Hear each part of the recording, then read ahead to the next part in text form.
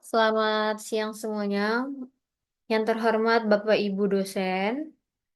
Perkenalkan, nama saya Dinda Katarina dengan NIM 5514210028. Di sini saya akan mempresentasikan tentang penelitian saya di mana berjudul Perancangan Tempat Rekoleksi Iman Agama Katolik dengan Pendekatan Arsitektur Perilaku.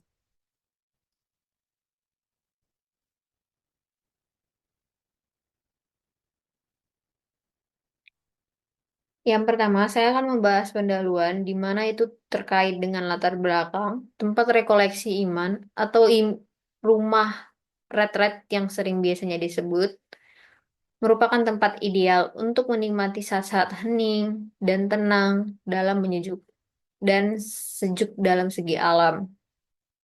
Biasanya bangunan ini dibangun di atas lereng atau di tempat yang sejuk dengan kapel sesuai pusatnya. Solusi terbaik untuk menghadapi permasalahan dan mencari lokasi yang lebih strategis, sejuk dari segi alam, dengan menerapkan konsep arsitektur perilaku, di mana arsitektur yang berwawasan perilaku merupakan arsitektur yang manusiawi, yang mampu memahami dan mewadahi perilaku-perilaku manusia yang dihadapi di sekitaran alam sekitar. Yang kedua, rumusan masalah. Masalah yang terdapat dalam penelitian ini adalah bagaimana merancang sekaligus merekoleksikan tempat rekoleksi iman atau yang sering disebut dengan rumah retret dengan pendekatan arsitektur perilaku yang mampu menjadi daya tarik pengunjung dari segi keagamaan dan alam. Yang berikutnya, tujuan dari penelitian ini yang pertama, menganalisis masalah yang dihadapi tempat rekoleksi.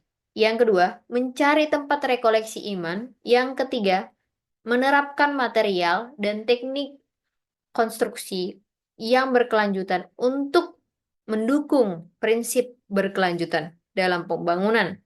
Yang keempat, mengoptimalkan tata letak ruang, sirkulasi, sarana, dan prasarana. Yang berikutnya, sarana dari penelitian. Yang pertama, sarana analisis masalah makro, di mana itu dapat menyelesaikannya dengan mengumpulkan data dan menganalisis data. Yang kedua, melakukan kajian dengan faktor-faktor penyebab pengunjung.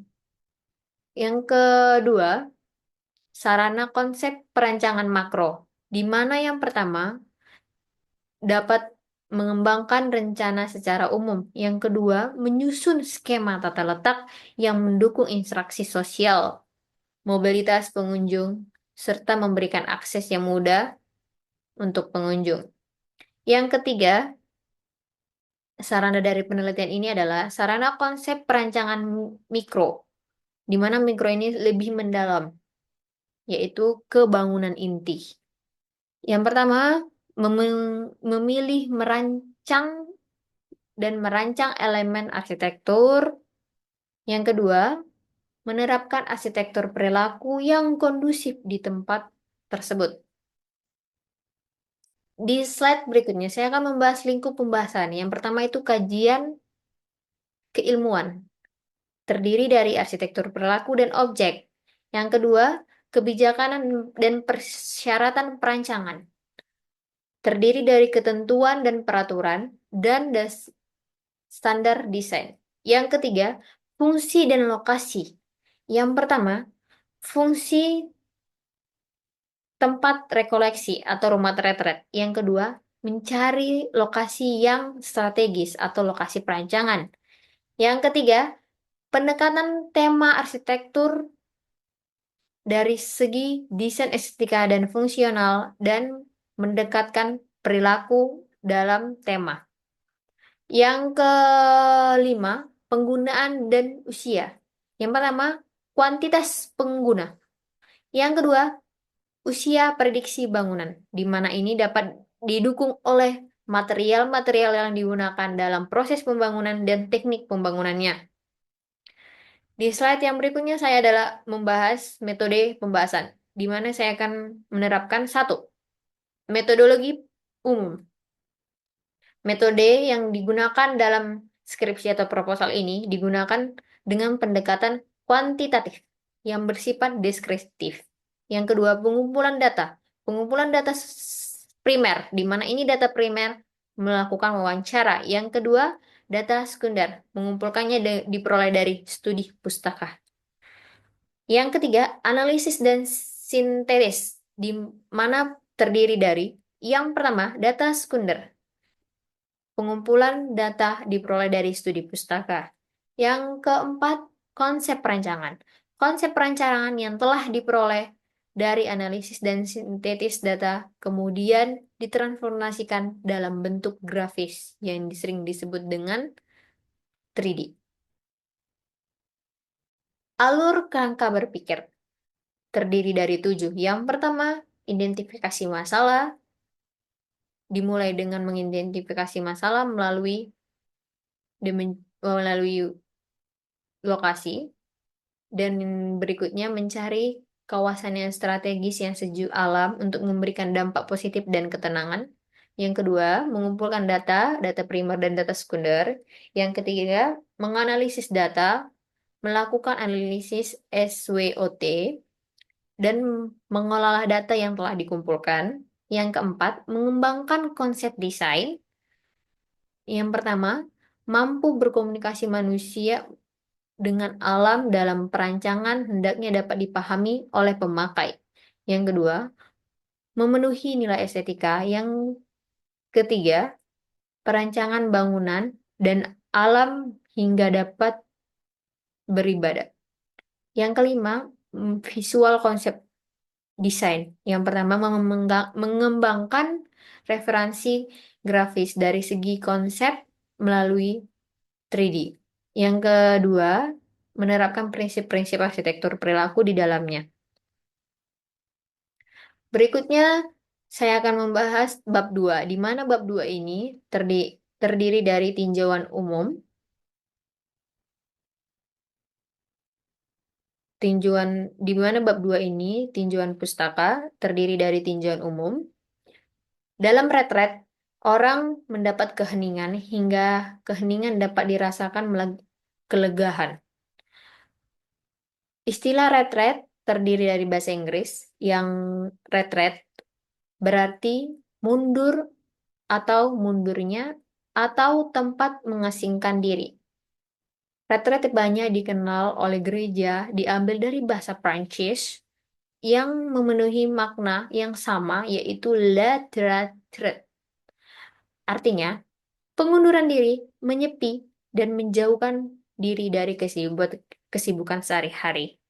Dengan mengadakan retret untuk menjaga kesegaran rohani Kristiani, untuk terbuka dan menghadapi karya ciptaan Tuhan dalam siap untuk mengikuti bimbingannya. Berbagai jenis retret menurut jenisnya. Satu, RC, yang kedua umum, yang ketiga khusus. Menurut perilaku kegiatan. Yang pertama umum, kedua pemuda, ketiga pasangan, keempat kelompok, kelima profesi, keenam keluarga. Macam acara pelaksanaan retret. Yang pertama kebaktian, yang kedua saat teduh, yang ketiga berdoa, yang keempat ceramah atau seminar rohani, yang kelima konsultasi pribadi atau konseling, yang keenam pembagian iman atau sharing, yang ketujuh rekreasi. Di tinjauan pustaka berikutnya saya akan membahas tinjauan arsitektur, di mana arsitektur di perancangan ini saya mengambil arsitektur perilaku, di mana arsitektur perilaku ini adalah arsitektur manusiawi yang mampu memahami, mewadahi perilaku manusia.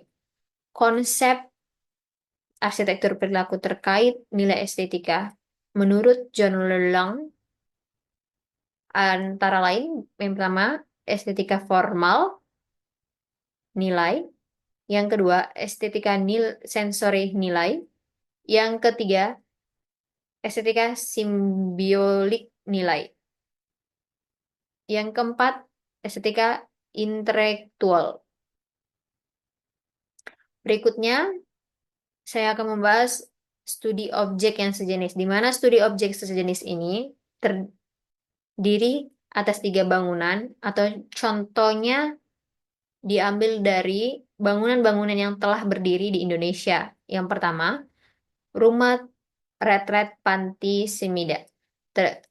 Berdiri pada tahun 8 Desember 1963, diresmikan 5 Oktober 1968.